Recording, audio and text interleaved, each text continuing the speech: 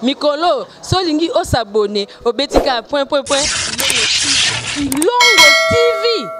Kilongo TV.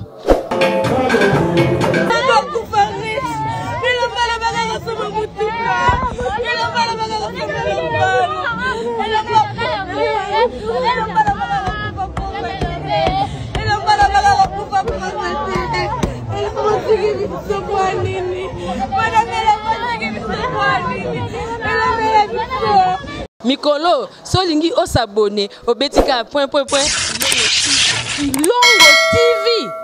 Kilongo TV.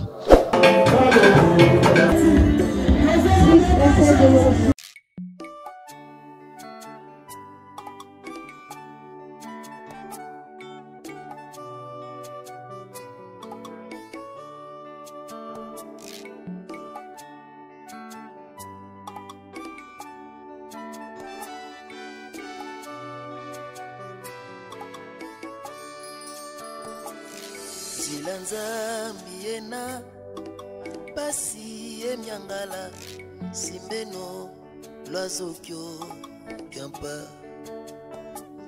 Zilanza miena pasi emyangala simbeno lwazokyo kampa. Mononza mingeti mona malweti vanganga sadile notangubu ena. Mononza mingeti mona malweti vanganga sadile notangubu ena. Mabanza mamiki mabanza menoko. Zilanza ngekezi lazenoko. Yetisani langa koso utangudira mambunga nemuketika. Mabanza mamiki mabanza menoko. Zilanza ngekezi lazenoko. Yetisani langa koso utangudira mambunga nemuketika.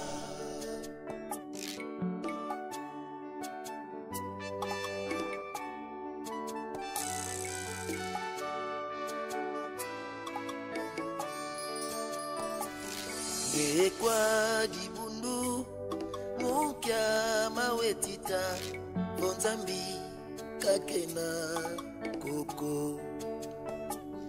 Gekwa dibundu mukia mawetita bonzambi kakena koko.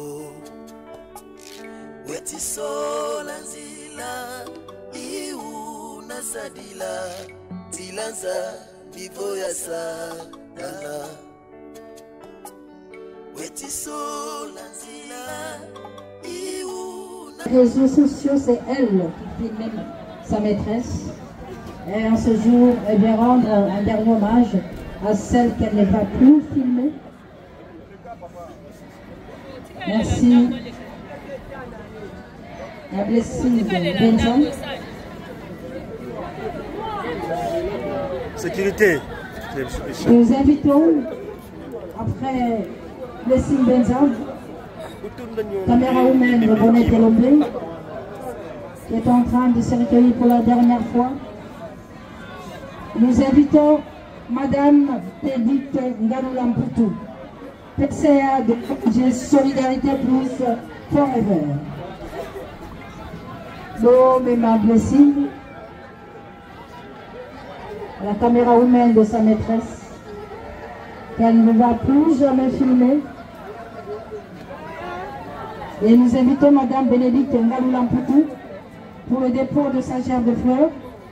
Madame Bénédicte Nganou-Lamputu sera suivie de la chorale Magnificat pour de sa gerbe de fleurs, son recueillement, qui sera suivie de la chorale Magnificat Seigneur de la paroisse Saint-Gabriel de Yolo.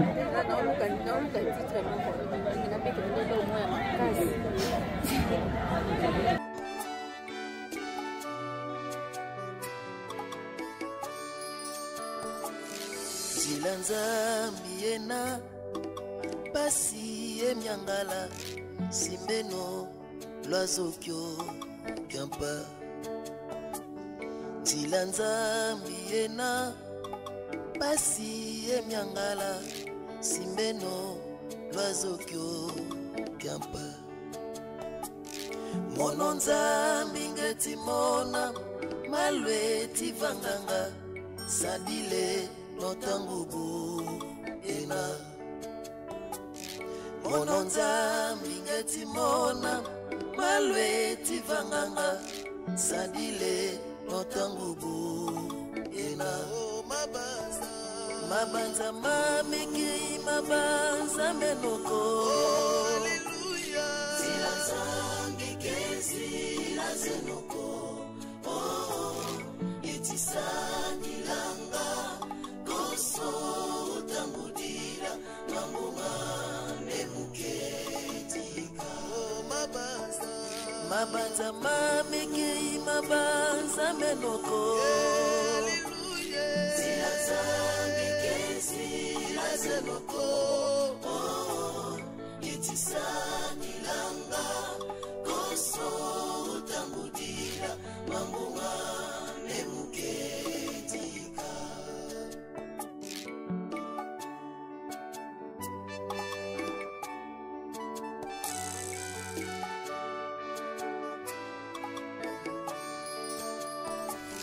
Gekwa dibundu mukya mawetita bonzambi kakena koko. Gekwa dibundu mukya mawetita bonzambi kakena koko. Wetisola nzila iu nasadila tilanza vivo ya satana. Wetisola nzila iu nasadila tilanza vivo ya satana. Mabanza mamiki mabanza menoko. Tilanza mekezi lazenoko. Yetisani langa koso. Kandou Moulumba, en vie, mère d'un garçon de 5 ans qui répond au nom de Owen Rabi. Originaire de la province de Maïnomé, du province de Koutou, du secteur de Fini et du village de Mongobélé. Fille de messieurs Pascal Elombe Montekou, en vie, et de madame Chantal Yanvoa Kanyonga, décédée depuis 2004. Paix à son âme. Elle laisse plusieurs frères et sœurs. Madame Bonnette a rendu l'âme le 20 octobre 2025 à Kinshasa des suites d'une courte maladie. Une perte pas seulement pour sa grande famille, ses proches, ses amis et connaissances, mais aussi pour la nation congolaise tout entière. Elle a impacté l'enseignement primaire congolais avec sa méthode d'apprentissage dite méthode Elombe. Ce qui permet au reste du monde, au travers des réseaux sociaux, de la découvrir et de recevoir les différents encouragements et appréciations. Elle était une étoile brillante, un soleil qui se levait dans l'aurore du matin pour chaque enfant sans distinction aucune. Et par l'état pur de son cœur, elle savait rassurer les parents. Nous l'avons tous certainement vu faire au travers différentes plateformes sociales.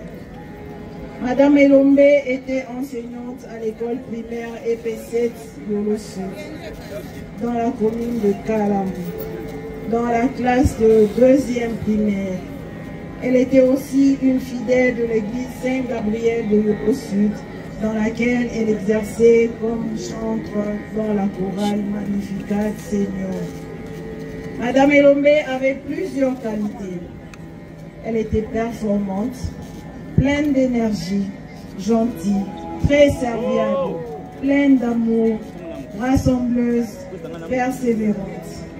Elle était aussi bonne confidente et aimait beaucoup son métier dans lequel elle nous a démontré son amour extraordinaire et son attachement pour les enfants. Les qualités de Madame Elombe sont nombreuses et si nous devons les énumérer, cela nous prendrait 2 heures.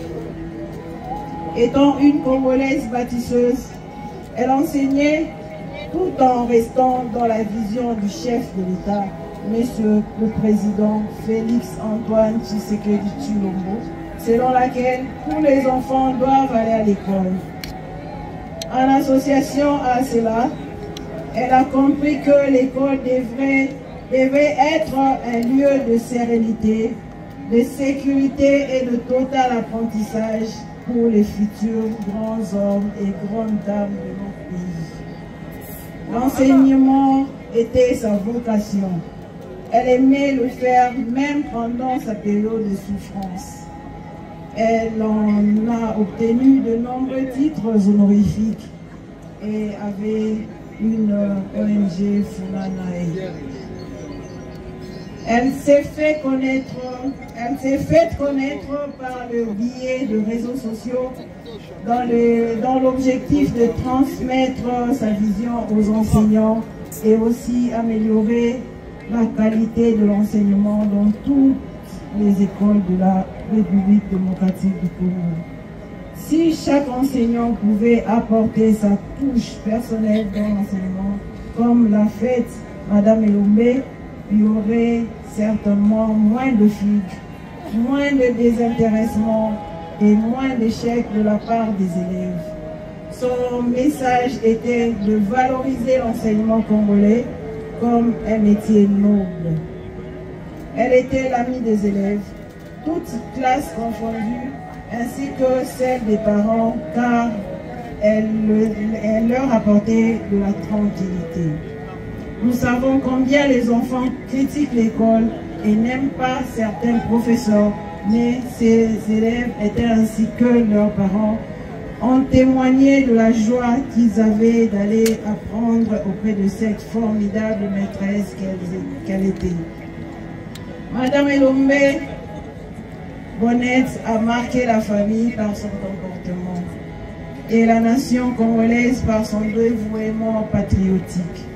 Elle a aussi marqué les parents d'élèves par l'amour sincère qu'elle donnait à leurs enfants.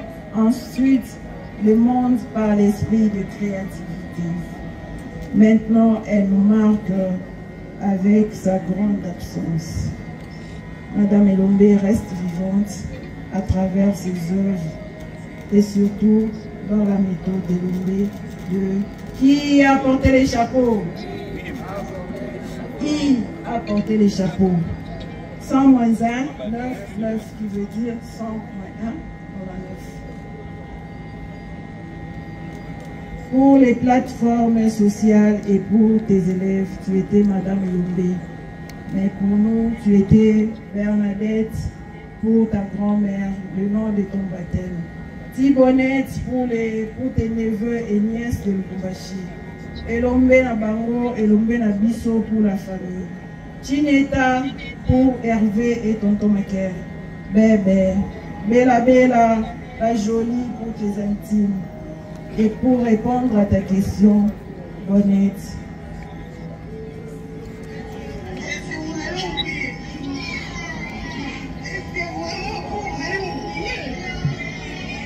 Est-ce que vous allez m'oublier? Est-ce que vraiment vous allez m'oublier? Non, nous n'oublierons jamais. Merci d'avoir existé pour ta famille et pour tes élèves. Nous te pleurons tous. Adieu, Madame Elombe.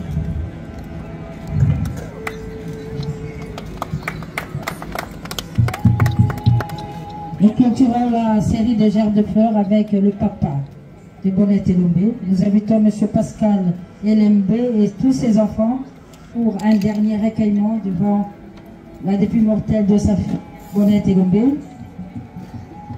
Nous invitons Papa Pascal le père de Maman Bonnet Télobé pour un dernier recueillement. Il se fera accompagner de tous ses enfants.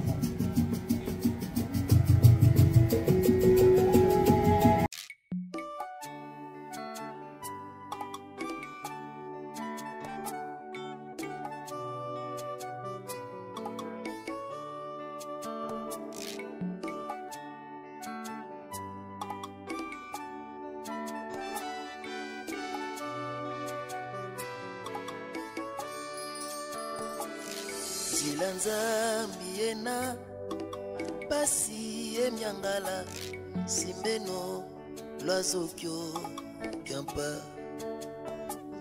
Zilanzambiena pasi emyangala simbeno lwazokyo kampa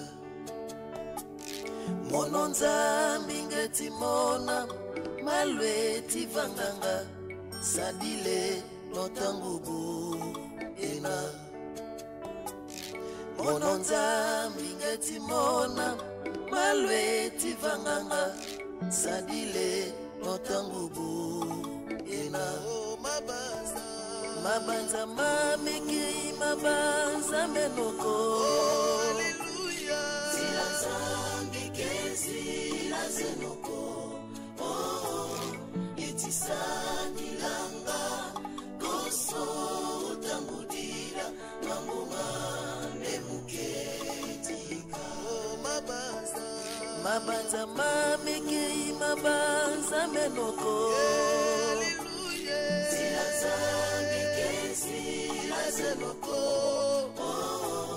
Yetisani langa Koso utangudira Mambuma nemuketika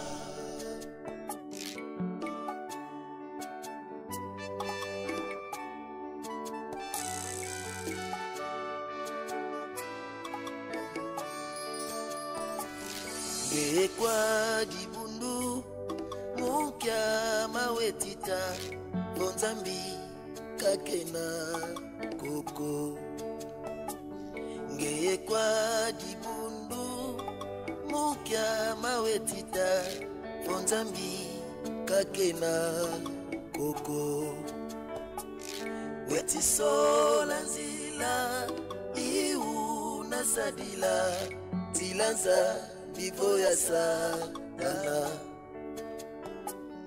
Wetisola nzila Iu nasadila Zilanza Divo ya satana Mabanza mamiki mabanza menoko Haleluya Zilanza ngekezi lazenoko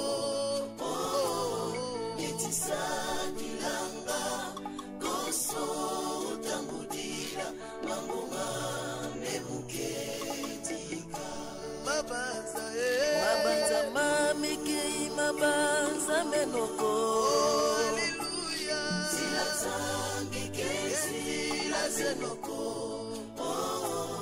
Yetisani langa Koso utangudira Mambuma nemuketika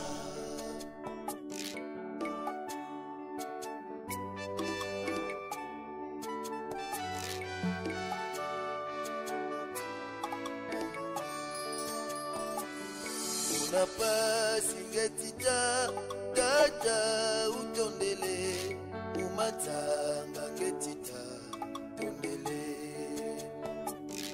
Unapasi ngetita Tata utondele Kufaris, ila para bagala sama mutuka, ila para bagala sama lumbano, ila para bagala kufapuka, ila para bagala kufapuka tete, ila masigi bisabwa nini, para mela masigi bisabwa nini, ila kufaris, ila para bagala sama mutuka, ila para bagala sama lumbano, ila para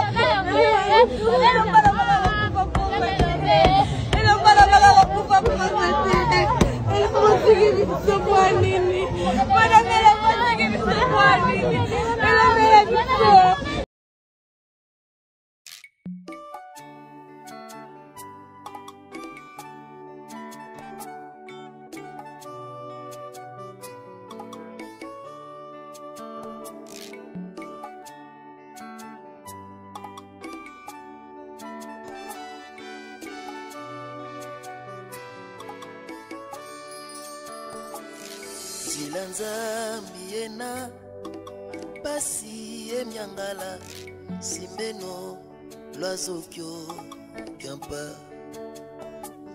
Zilanzambi ena pasi emyangala simbeno lwazokyo kyampa Mono nzambi ngeti mona malwe tivanganga sadile notangubu ena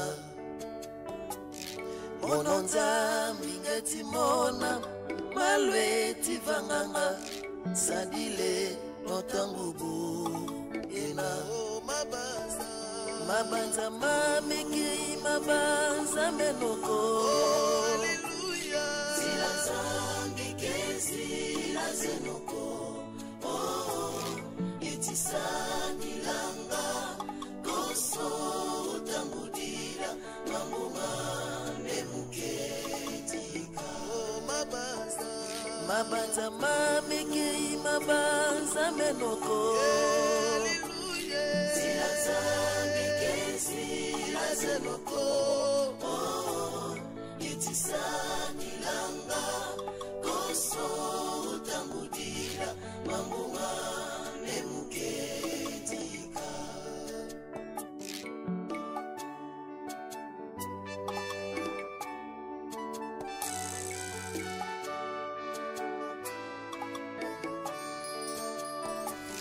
Gekwa dibundu Mukya mawetita Bonzambi kakena koko Gekwa dibundu Mukya mawetita Bonzambi kakena koko Wetisola nzila Iu nasadila Tilanza Vivo ya satana Wetisola nzila Iu nasadila Tilanza Vivo ya satana Mabanza mamiki mabanza menoko Hallelujah Tilanza ngekezi lazenoko Yetisani langa Koso utangudila Mamuma nemuketika Mabanza mamiki mabanza menoko Hallelujah Zilanzambi kezi lazenoko Yetisani langa Koso utangudila Mamuma nemuketika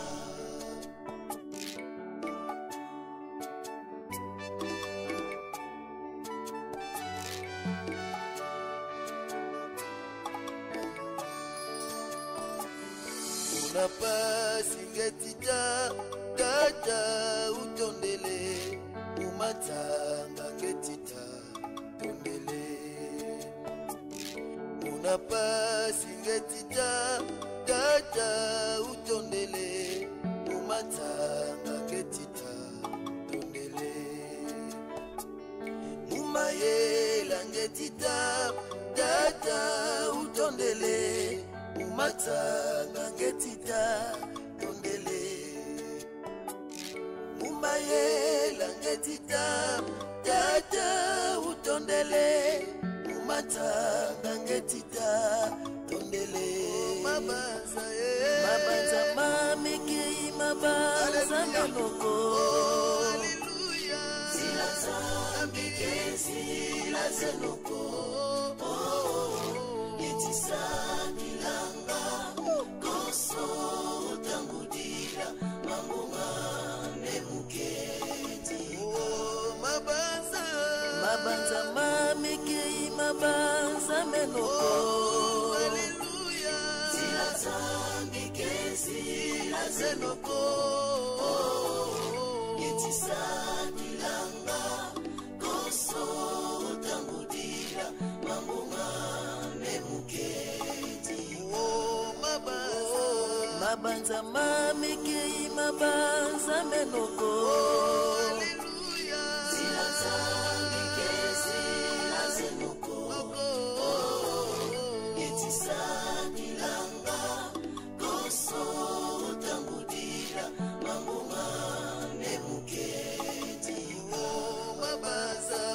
Mabanza mamekei mabanza menoko. Zila zamikezi la zenoko. Etisa shate manderebo. Koso tambudira mambunga nemuketika. Oh mfumo Zila nzambi basi emyangala simbeno l'oiseau qui au kiamba. Alléluia.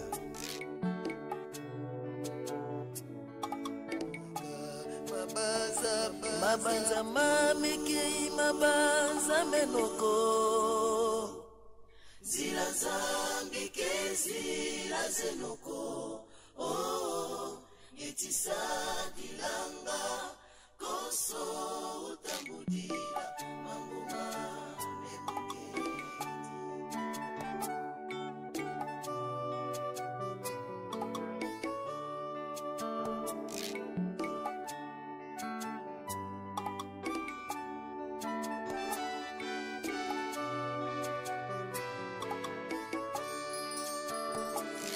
Zila nzambi ena pasi emyangala simbeno l'oiseau kiampa.